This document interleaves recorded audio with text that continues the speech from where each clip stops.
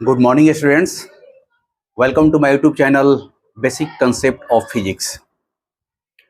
Board की तैयारी को लेकर के हम लोग जो ऑब्जेक्टिव सीरीज शुरू किए हैं उसी के क्रम में आज हम लोग और कुछ ऐसे कलेक्शन किए हैं ऑब्जेक्टिव क्वेश्चन का जिससे डिफरेंट टाइप के ऑब्जेक्टिव क्वेश्चन घुमा घुमा कर बन सकते हैं। इस तरह से हमने पीछे में लगभग 4 सीरीज ऑब्जेक्टिव का डाल दिया है जिसमें कि एक ऑब्जेक्टिव से कितने ऑब्जेक्टिव और बन सकते हैं। और ये देखिए, यह केवल बोर्ड के एग्जाम के लिए ही नहीं है। अगर बोर्ड के एग्जाम के बाद आप किसी कंपटीशन में बैठने वाले हैं या जैसे बोर्ड के एग्जाम के बाद अक्सर लोग पॉलिटेक्निक एंट्रेंस का एग्जाम आता है जो जूनियर इंजीनियर के पद के लिए एलिजिबल होता है, 3 साल का डिप्लोमा कोर्स में, उसका जो एंट्रेंस एग्जाम होता है उसमें इसी टाइप तरह के क्वेश्चन पूछे जाते हैं कि एक ऑब्जेक्टिव अगर आप बोर्ड के तैयारी के लिए पढ़ लिए हैं तो उस ऑब्जेक्टिव से और कितने ट्विस्ट करके कितने घुमा करके ऑब्जेक्टिव बन सकते हैं, उस पर आधारित बहुत सारा क्वेश्चन होता है। तो केवल यह जो तैयारी आपकी हो रही है केवल मात्र बोर्ड के लिए नहीं, बोर्ड के लिए तो इम्पोर्टेंट है ही, यही वीडियो आपको पॉलिटेक्निक की तैयारी के लिए काम करेगा। आगे जब आप किसी एयरफोर्स नेवी का कंपटीशन आप नौकरी के लिए तैयारी कीजिएगा वहां पर ये वीडियो काम करेगा। इसलिए आप ये मत सोचिएगा केवल बोर्ड के लिए है, क्योंकि आगे चल करके जितने भी नौकरी के लिए आप एग्जाम देते हैं उसका बेस होता है 9, 10, 11, 12। अगर 9, 10, 11, 12 का बेसिक कंसेप्ट आपका अगर क्लियर है फिजिक्स का या किसी भी सब्जेक्ट का, मतलब हम फिजिक्स पढ़ा रहे हैं इसलिए कह रहे हैं, तो आगे चल करके नौकरी लेने के लिए मात्र आपको 25% केवल प्रैक्टिस करना होगा विथ कंसेप्ट, बाकी सारा चीज बेस यही रहता है। तो इसलिए ये जितने भी हम वीडियो डालते चले जा रहे हैं वो मात्र और मात्र बोर्ड के लिए नहीं बल्कि आगे चल करके आपके लाइफ में जितने भी कॉम्पिटिटिव एग्जाम होंगे उसके लिए इंपॉर्टेंट होगा। तो अब तक आप चैनल को सब्सक्राइब नहीं किए हैं तो आप चैनल को सब्सक्राइब कीजिए, लाइक कीजिए और अधिक से अधिक लोगों में शेयर कीजिए। चलिए, आज भी हम कुछ ऐसे क्वेश्चन का कलेक्शन किए हैं जिसमें और कितने ऑब्जेक्टिव बन सकते हैं उसका एक्सप्लेनेशन हम लोग देखेंगे। आइए बोर्ड पर देखिए। सबसे पहला क्वेश्चन है कि समतल दर्पण की फोकस दूरी होती है, माने प्लेन मिरर की फोकस दूरी की बात करता है कि अनंत, 0, 10 सेंटीमीटर, 50 सेंटीमीटर। यह टिपिकल क्वेश्चन है, इसका आंसर केवल एक बार आप समझ लीजिएगा तो वो बदलता नहीं है। तो देखिए, हम लोग जो मिरर फार्मूला पढ़े हैं 1/v + 1/u = 1/f, ये मिरर का फार्मूला है, ठीक है।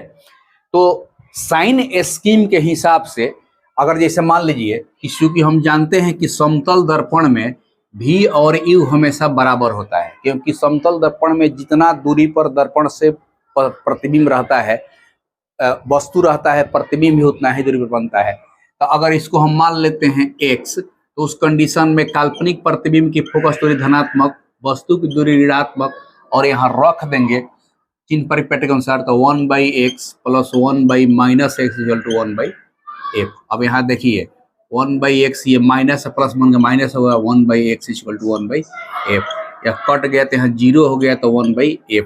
अब उसको f लिखेंगे उलट के तो इसको 1/0 हो जाएगा। यह जो होता है इन्फिनिटिव होता है। तो जो समतल दर्पण की जो फोकस दूरी है वह हमेशा क्या होगा, अनंत होगा। तो इस ऑप्शन में अनंत दिया हुआ है, तो समतल दर्पण की फोकस दूरी हमेशा अनंत होती है। ये बनाने का मन नहीं करेगा तो रट के भी याद रख सकते हैं कि फोकस दूरी एकदम प्लेन होती है, क्योंकि फोकस दूरी क्या है, जैसे जैसे ये आर्क बनता है तो फोकस दूरी यहाँ, लेकिन जैसे जैसे आर्क कम होते जाएगा, फोकस दूरी बढ़ते बढ़ते बढ़ते बढ़ते अनंत पर चली जाएगी। और जैसे जैसे ये आर्क बनते जाएगा, फोकस दूरी नजदीक होती जाएगी, क्योंकि परिवर्तन के बाद किरणें एकत्रित जो होना शुरू करती है या एकत्रित होने का जो प्रयास करती है वो नजदीक आती जाती है। तो इस तरह से यहाँ कॉमन सेंस से हम निकाल दिए कि चूंकि समतल दर्पण है तो प्रतिबिंब की दूरी वस्तु की दूरी दोनों बराबर होती है, तो हम x मान लिए। तो चिन्ह परिपाटी के अनुसार काल्पनिक प्रतिबिंब की दूरी धनात्मक और वस्तु की दूरी ऋणात्मक, यहाँ रख दिए, आंसर आ गया। और रट के भी याद रख सकते हैं कि समतल दर्पण की फोकस दूरी हमेशा अनंत होती है। कहते हैं कि तारे टिमटिमाते हैं किस कारण से, तो ये बहुत सारा जो प्राकृतिक घटनाएं हैं उस घटनाओं का जो भौतिक कारण है उसको याद करके रखते हैं। तो पहले तो हम बता दें कि तारे जो टिमटिमाते हैं वह एक अपवर्तन की घटना है। अब यह तारे टिमटिमाते हैं, अपवर्तन की घटना कैसे है इसको जानिए। जिसे तारा तो बहुत दूर होता है, तो मान लीजिए कि यह एक तारा है, ठीक है। इस तारा को, इस पृथ्वी पर एक व्यक्ति यहां खड़ा है, ऑब्जर्वर, यह उसको तारा से जो लाइट आ रहा है उसको देख रहा है। तो मान लीजिए कि यहां से ऊपर इतना दूर वायुमंडल है, उसके ऊपर तो अंतरिक्ष है जहां पर कोई वायुमंडल नहीं है। तो वायुमंडल जब नहीं है तो सूर्य की जो ये तारा से जो लाइट निकलता है, वायुमंडल मान लीजिए कैसे आ रहा है, एग्जाम्पल समझिए, सीधे आ रहा है। क्योंकि कोई वायुमंडल नहीं है इसलिए उसमें किसी प्रकार का कोई डिफ्लेक्शन, कोई परिवर्तन नहीं हो रहा है। लेकिन जैसे ही आप वायुमंडल में घुसते हैं, वायुमंडल में बहुत सारा लेयर होता है, ठीक है, बहुत सारा लेयर होता है ऐसे। अब इसी लेयर में कोई लेयर घना माने सघन होगा, कोई लेयर विरल होगा, कोई सघन होगा, कोई विरल होगा। सबका लेयर का जो ऑप्टिकल डेंसिटी है, जिसको अपवर्तनांक कहा जाता है, वो बराबर नहीं होता है। कुछ का घना होगा, कुछ दूर आएगा तो फिर हो सकता है कि विरल मिल जाए। तो अब यह होता क्या है कि जैसे मान लीजिए कि ये घुसा, यह सघन मिल गया तो जाहिर सी बात है कि थोड़ा सा मुड़ जाएगा ऐसे। मान लीजिएगा विरल आ गया, यह विरल मिल गया तो दूर भाग जाएगा। तो इस तरह से किरणें ऐसे आती है। तो एक किरण अगर एक आंख में पहुंच रही है तो एक बार पहली किरण इसको आंख में मिल गया, दूसरी किरण जैसे ही है तो यह फिर अभिलंब से दूर भागेगी, फिर अभिलंब के नजदीक आएगी। यानी कि जब अलग अलग माध्यम से होकर ये गुजरती है तो वह कभी अभिलंब के नजदीक आती है, कभी अभिलंब से दूर भागती है, कभी अभिलंब के नजदीक आती है, कभी अभिलंब से दूर भागती है। तो आंख में जो तारा का जो लाइट आता है, स्टार से जो लाइट रे चलता है, वह किरण आंख में सीधे नहीं पड़ता है। एक बार पड़ेगा, एक बार हट जाएगा, एक बार पड़ेगा, एक बार हट जाएगा, एक बार पड़ेगा, एक बार हट जाएगा। किसी भी चीज का टिमटिमाना क्या मतलब क्या हुआ?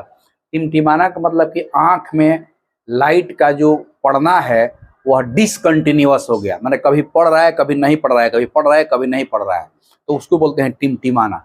तो यह अपवर्तन की घटना है कि प्रकाश की किरण जब तारा से चल करके वायुमंडल में प्रवेश करती है तो वायुमंडल में अलग अलग लेयर का जो घनत्व होता है, अपवर्तनांक जो होता है, वह अलग अलग हो जाता है। इसलिए कभी किरणें अभिलंब के नजदीक आती है, कभी अभिलंब से दूर जाती है, कभी नजदीक आती है, कभी दूर जाती है। तो कभी किरणें आंख में पड़ेगी या कभी नहीं पड़ेगी, कभी पड़ेगी कभी नहीं पड़ेगी। तो इस तरह का जो लेयर के कारण जो घटना घटती है अपवर्तन का, उसी कारण से तारे जो है टिमटिमाते हैं। तो तारों का टिमटिमाना मुख्य रूप से अपवर्तन की घटना है। कहता है कि मानव नेत्र के लिए दृष्टि का अस्थायित्व कितना होता है। तो यह दृष्टि का अस्थायित्व का मतलब है कि परसिस्टेंट ऑफ विजन, मतलब कि कोई तस्वीर कितना सेकंड में, कम से कम कितना सेकंड में खींचा जाएगा जिसको हमारी आंख स्थिर देख सके। क्योंकि कैमरा से हम लोग फोटो खींचते हैं तो कैमरा दो तरह का होता है। एक होता है स्टिल कैमरा। स्टिल कैमरा का मतलब कि हम उससे फोटो खींचेंगे तो वह फोटो जब हम देखेंगे तो स्थिर दिखाई देगा, जिस पोजीशन में खींचे हैं उसी पोजीशन में दिखाई देगा। और एक वीडियो कैमरा होता है, उसमें हम जैसे जैसे पोजीशन चेंज करते जाएंगे, फोटो भी जब हम देखेंगे तो वैसे वैसे पोजीशन चेंज करते जाता है। तो आंख पर किसी फोटो का स्थिर रहना कि कितना कम समय तक में फोटो खींचेंगे। जैसे मान लीजिए कि हमारा जो नेत्र है वह एक फोटो 1/16 सेकेंड में अगर खींचा गया है तो यह फोटो स्थिर दिखाई देता है, आंख पर स्थिर दिखाई देता है, माने कि जिस पोजीशन में हम खिंचाए हैं उसी पोजीशन वो दिखाई देगा। लेकिन अगर यही फोटो मान लीजिए कि 1/16, 1/17, 1/18, 1/19, 1/20 इस तरह से टाइम में खिंचाने लगे, मतलब कम समय में, तब यह फोटो स्थिर नहीं, अब उसमें गति आना शुरू हो जाएगा। किस प्रकार की गति? यानी कि जिस पोजीशन में वह खिंचाया है, आते आते अगर 1/25 सेकेंड तक आ गया टाइम घटते घटते, तो इसमें कैसा प्रतिबिंब आपको उसका फोटो दिखाई देगा कि जिस पोजीशन में वह फोटो खिंचाया, जिस मोशन में फोटो खिंचाया, ठीक उतना ही मोशन में चलते हुए वो दिखाई देगा। तो जनरली जैसे मान लीजिए कि ये कैमरा है, हम वीडियो शूट कर रहे हैं, तो हम जिस पोजीशन में मूवमेंट कर रहे हैं बस उतना ही पोजीशन में आपको दिखाई दे रहा है। तो वह जो कैमरा का शटर है वह 1/25 सेकेंड तक, यानी कि वीडियो बनाने के लिए या सिनेमा बनाने के लिए कैमरा जो होता है उसमें एक सिस्टम होता है जिसका नाम है शटर, वह उसका पार्ट होता है। शटर का काम है कि एक फोटो को हम कितना सेकंड में लेंगे उसी से उसको एडजस्ट किया जाता है। तो अगर हमको उस फोटो को धीरे धीरे मूवमेंट देना है, स्लो मोशन में, तो इस टाइम को बढ़ाते जाएंगे 1/25 से 1/20, 1/90, 1/18, इस तरह से 1/17, क्योंकि जैसे ही 1/16 पर जाएगा क्या हो जाएगा, बिल्कुल स्थिर हो जाएगा। तो 1/16 से थोड़ा कम 1/17, 1/18 करेंगे तो उसका मोशन धीरे धीरे होगा। 1/25 पर आकर के जो मोशन है वह एक्चुअल मोशन के बराबर में मोशन मिलने लगेगा। अब इससे भी घटा देंगे 1/30, 1/35, तो अब वह जो मोशन है, जो व्यक्ति खड़ा होकर के एक्टिंग कर रहा है उससे फास्ट दिखाई देगा। तो कभी कभी सिनेमा में जिसे दौड़ते हुए व्यक्ति को दौड़ाया जाता है, वो अपने चाल में दौड़ रहा है लेकिन उसका स्पीड शटर के कंट्रोल से उसका स्पीड हाई स्पीड को बढ़ा करके दे दिया जाता है। ठीक है, तो इस तरह से हमारे आंख का जो परसिस्टेंट ऑफ विजन होता है, यह स्थिर, परसिस्टेंट ऑफ विजन का मतलब कि कितना सेकंड में खींचा गया फोटो हमारे आंख पर स्थिर दिखाई देता, उसी को कहते हैं दृष्टि का स्थगित। तो उस हिसाब से हमारा ये आंसर बी हो जाएगा 1/16 सेकेंड। कि फोटोग्राफी कैमरा में टाइम कंट्रोलर माने समय नियंत्रक के रूप में क्या होता है, समय नियंत्रक के रूप में किसका प्रयोग होता है, तो शटर का, उसमें शटर होता है। नेक्स्ट क्वेश्चन देखिए, तालाब का जल कम गहरा दिखाई देता है। देखिए ये फिर अपवर्तन से क्वेश्चन आ गया।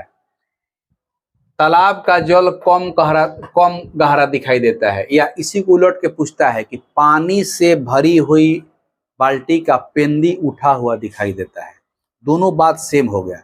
पानी से भरी बाल्टी भी एक तालाब हो सकता है, उसका पेंदी उठा हुआ दिखाई देने का मतलब कि कम गहरा दिखाई देना। बात वही हो गया कि तालाब का जल कम गहरा। तब देखिए होता क्या है, जैसे मान लीजिए कि ये है तालाब यहाँ तक है, पेंदी यहाँ तक है, पानी इसमें भरा हुआ है, ये ठीक है,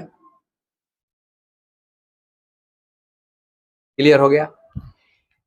अब मान लीजिए कि कोई व्यक्ति यहां पर खड़ा है, यहीं पर उसका आंख है, देखिए हम यहां पर एक आंख बना दिए, ठीक है। अब मान लीजिए कि यह तालाब का पेंदी है, इस पॉइंट को वह देख रहा है पेंदी में, इसी पॉइंट से मान लीजिए कि प्रकाश की किरणें निकल रही है, ऐसे ऐसे गई, देखिए। अब ध्यान दीजिए कि पानी के अंदर पानी है तो यह तो सघन माध्यम हो गया, जा रहा है कहां पर, विरल में। तो जैसे ही यह निकलेगा, मान लीजिए कि अगर यहां अभिलंब है, तो यह अभिलंब से दूर भाग जाएगा, किरणें भाग जाएगी, ठीक है। तो अब व्यक्ति जो देख रहा है इस तरह से, वो तो जाहिर सी बात है कि सीधे देखेगा, उसका जो देखने का स्टाइल होगा वह ऐसे देखेगा, ऐसे, माने वो अपने सीध में देखेगा। अब प्रतिबिंब कैसे बनेगा, तो एक किरण जो है हम तो निकाल दिए सीधे, एक किरण सीधे हम निकाल देंगे ऐसे, क्योंकि सीधे इसलिए निकालते हैं कि इसका जो है बेंडिंग नहीं होता है। क्यों बेंडिंग नहीं होगा, पहले बता चुके हैं कि कोई अपवर्तन का नियम कहता है कि अगर हमारे पास यह अभिलंब है तो अभिलंब के अनुदिश अगर कोई किरण आती है तो वह सीधे पार कर जाती है, वो बेंड नहीं करता है, या इधर से भी जाएगी तो सीधे पार कर जाएगी, वो बेंड नहीं करेगा। तो कहीं भी इमेज बनाने के लिए अपवर्तन में हम दो किरण निकालते हैं। कौन, एक किरण निकलेगा जो अभिलंब से कुछ कोण पर जाएगा, अपवर्तित होकर के बाहर निकल जाएगा, एक किरण सीधे अभिलंब से हम निकाल रहे हैं। तो दोनों अपवर्तित किरणें यहाँ पर एक दूसरे को काट रही हैं, देखिए।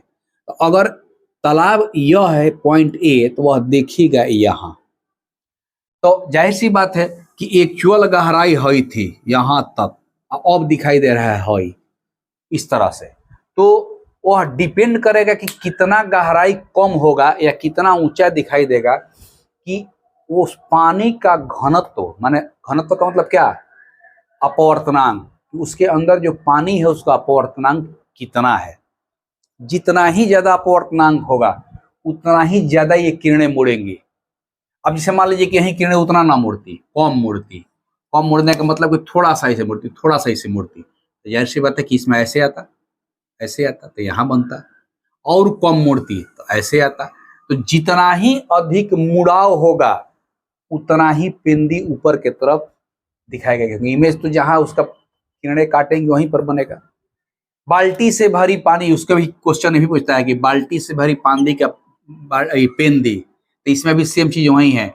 एक किरण जब ऐसे निकली अपोर तो एक किरण सीधे निकल गई, दोनों एक दूसरे को जहां पर काटी वह दिखाई देता है।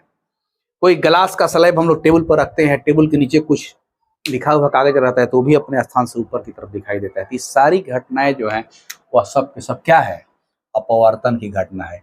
कि सघन माध्यम से विरल माध्यम में किरणें जा रही है, तो जा रही है तो अभिलंब से दूर भाग जा रही है। उसको जब अपनी सीध में बढ़ा रहे हैं तो जहां पर काट रही है वो एक्चुअल से थोड़ा ऊपर काटती है, तो उसकी इमेज दिखाई देता है। तो जो कम गहराई दिखाई देता है वह इमेज का, उसका इमेज दिखाई देता है। और कितना ऊंचा दिखाई देगा या कितना कम गहरा दिखाई देगा वो डिपेंड करेगा कि उसका, इसके अपेक्षा इसका घनत्व कितना ज्यादा है। तो जितना ही ज्यादा सघन होगा, माने जितना ही ज्यादा अपवर्तनांक होगा उतना ही ऊपर की तरफ दिखाई देगा। तो एक ऑब्जेक्टिव यहाँ से और उठते जाएगा कि जैसे जैसे माध्यम का, माने कि प्रथम माध्यम का अपवर्तनांक बढ़ते जाएगा, या इसमें जो पानी भरा है उस पानी का अपवर्तनांक बढ़ते जाएगा, पेंदी और ऊपर की तरफ उठती हुई दिखाई देगी। है कि विद्युत फ्यूज धारा के किस सिद्धांत पर काम करता है। पहले तो हम लोग जान लें कि फ्यूज जो लगा रहता है उसका काम क्या है।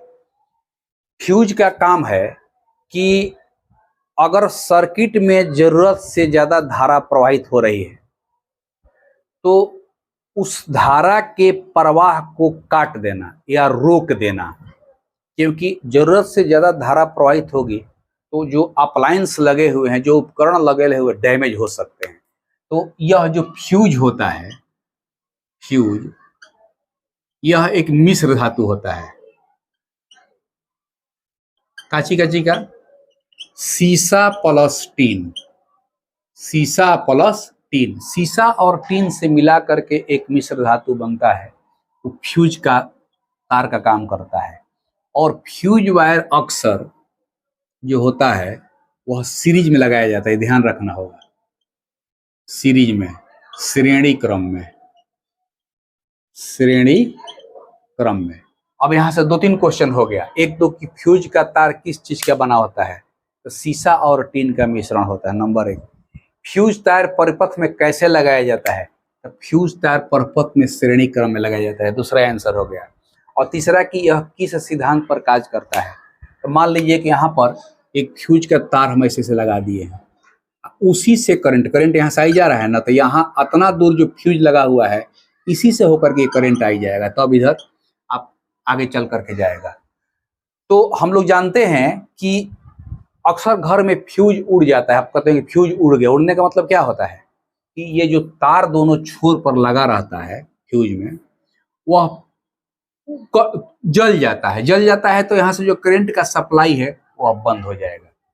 और हम लोग जानते हैं कि श्रेणी क्रम में कहीं भी एक जगह अगर करंट का सप्लाई बंद हो गया तो पूरा का पूरा सीरीज में सप्लाई जो है बंद हो जाता है। तो इसीलिए उसको श्रेणी क्रम में लगाया। मान लीजिए कि इसको आप ऐसे लगा, मान लीजिए कि एक तार ऐसे जा रहा है, ठीक है, आप यहां पर लगा देते फ्यूज ऐसे ऐसे, तो यह तो उड़ भी जाता, तो क्या होता, करंट तो इधर से पास कर जाता।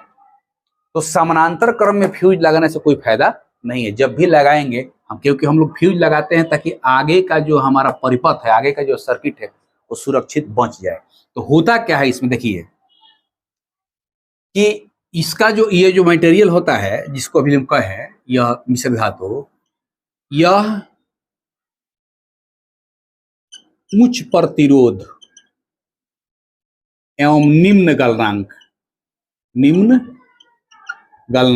देखिए एक और यहाँ से क्वेश्चन उठ गया कि प्रतिरोध जो जिस तार का बना होता है उसके गुण क्या होता है। तो उच्च प्रतिरोध इसलिए होता है कि जो हमारा potential difference V equal to I R होता है उसमें हाई रेसिस्टेंस के कारण उसका पोटेंशियल मेंटेन रहता है, ठीक है।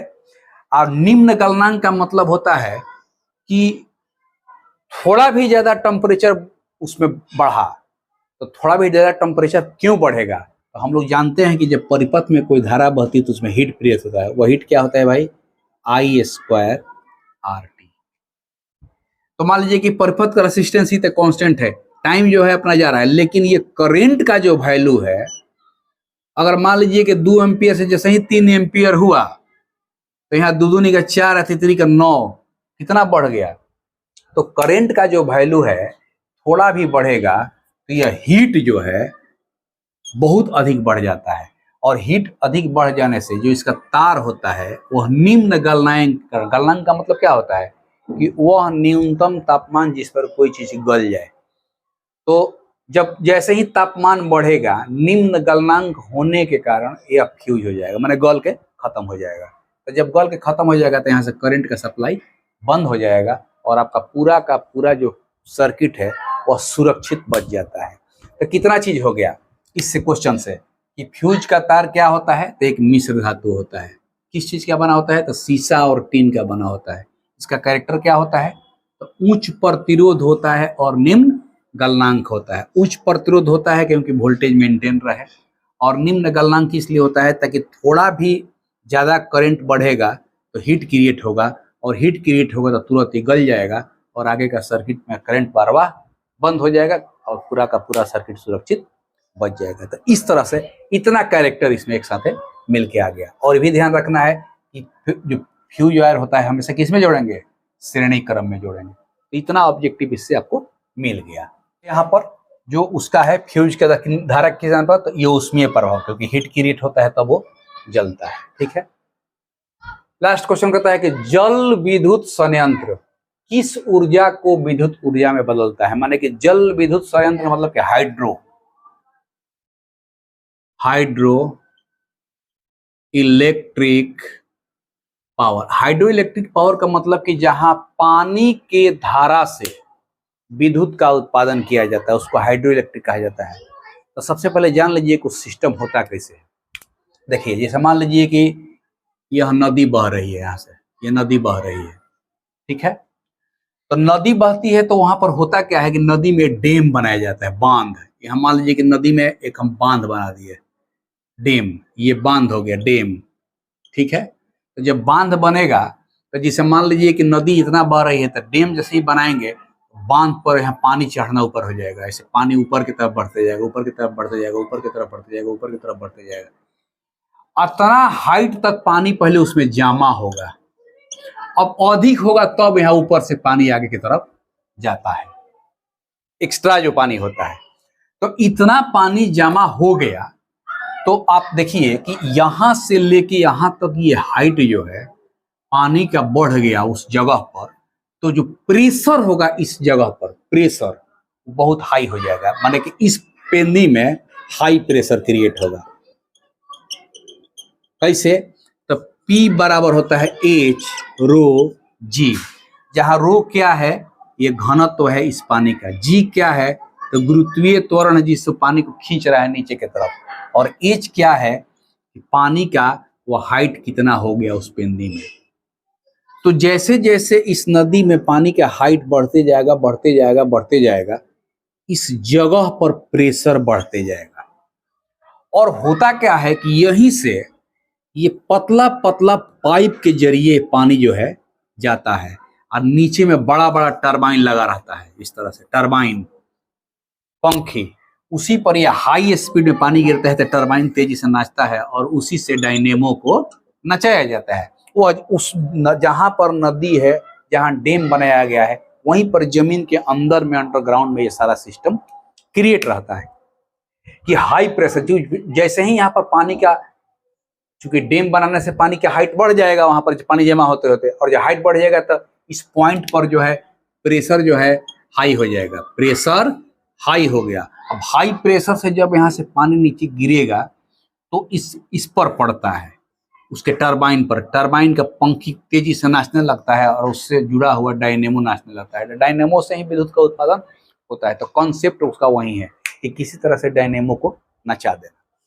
तो अब सवाल है कि यहाँ पर कौन सा ऊर्जा इस पानी में है कि यहाँ पर आया हुआ है। तो देखिए, तो यहाँ से यहाँ तक पानी अगर है तो उसमें होता है मास, ठीक है, और वो मास h हाइट तक है। तो इसमें जो एनर्जी होता है mgh, क्योंकि पानी जो है स्थिर बना हुआ है और इस पोजीशन से इतना हाइट लिए हुए है। तो जो mgh होता है वो होता है स्थितिज ऊर्जा। स्थितिज ऊर्जा इसमें क्या है, जैसे जैसे इसका हाइट बढ़ते जाएगा पानी का उस जगह पर, वैसे वैसे स्थितिज ऊर्जा बढ़ती जाएगी। और वही स्थितिज ऊर्जा यहाँ से कौन सी में कनेक्ट होता है, काइनेटिक में। काइनेटिक ऊर्जा में कन्वर्ट होता है। जब यहाँ से पाइप के जरिए निकलता है तो वही स्थितिज ऊर्जा यहाँ से काइनेटिक एनर्जी में कन्वर्ट होता है और हाई स्पीड से यह पानी जो है पाइप के माध्यम से निकलता है, जाके टरबाइन पर गिरता है और मोशन में आता है। तो जो स्थितिज ऊर्जा है वह पहले पाइप के जरिए काइनेटिक में कन्वर्ट होता है और वही काइनेटिक एनर्जी इस टरबाइन को घुमाता है, तब जाकर के विद्युत का उत्पादन होता है। तो यहाँ पर जल के रूप में जो ऊर्जा संचित है वह कौन ऊर्जा संचित रहती है, स्थैतिक ऊर्जा। एक खास स्थिति के कारण जो उसमें ऊर्जा संचित हुई है। तो हमारा जो है यह स्थिति ऊर्जा। कहीं भी विद्युत का उत्पादन होता है तो वहां कॉन्सेप्ट एक ही है, क्या, डायनेमो को नचा देना, बस सीधा सीधी कॉन्सेप्ट है। अब तो ये मान लीजिए कि जल विद्युत संयंत्र हो गया, कोयला से भी उत्पादन होता है। तो कोयला में क्या होता है, तो उसमें बड़ा बड़ा बॉयलर होता है पानी का, कोयला जला करके इसको गर्म किया जाता है। गर्म करते हैं तो इसके अंदर जो बॉयलर का वेपर बनता है, प्रेशर जमा करने के बाद वो एक पतले नली से निकलता है प्रेशर, और जाकर के टरबाइन को घुमाता है। मेन बात तो ही हो गया कि डायनेमो के टरबाइन को घुमाना। जितना भी विद्युत का उत्पादन हम लोग करते हैं वहां एक ऊर्जा से दूसरा, सोलर को छोड़ करके, क्योंकि सोलर क्या है को सीधे सनलाइट लेता है और सौर ऊर्जा को विद्युत। लेकिन जहां पर डायनेमो की बात आएगी, नचाने वाली बात हाई स्पीड में, तो वहां पर हर का एक ही मकसद होगा, डायनेमो को घुमा देना, चाहे जैसे भी घुमा दे। तो इस तरह से विद्युत का उत्पादन अलग अलग तरीके से होता है। उसका नाम हो गया पानी के जमाव से या पानी के धारा से हो गया तो हाइड्रो इलेक्ट्रिक, कोयला जला करके हो गया तो थर्मल पावर, यूरेनियम को जला करके हम उसका थी नचा लिया टरबाइन को तो हो गया एटॉमिक पावर। तो इस तरह से कुल मिलाकर के ये आपको अच्छे क्वेश्चन का एक्सप्लेनेशन हम दे दिए। अगर ये आपको टॉपिक पसंद आया, चैनल को अब तक सब्सक्राइब नहीं किया तो कृपया चैनल को आप सब्सक्राइब कर लीजिए। नमस्कार।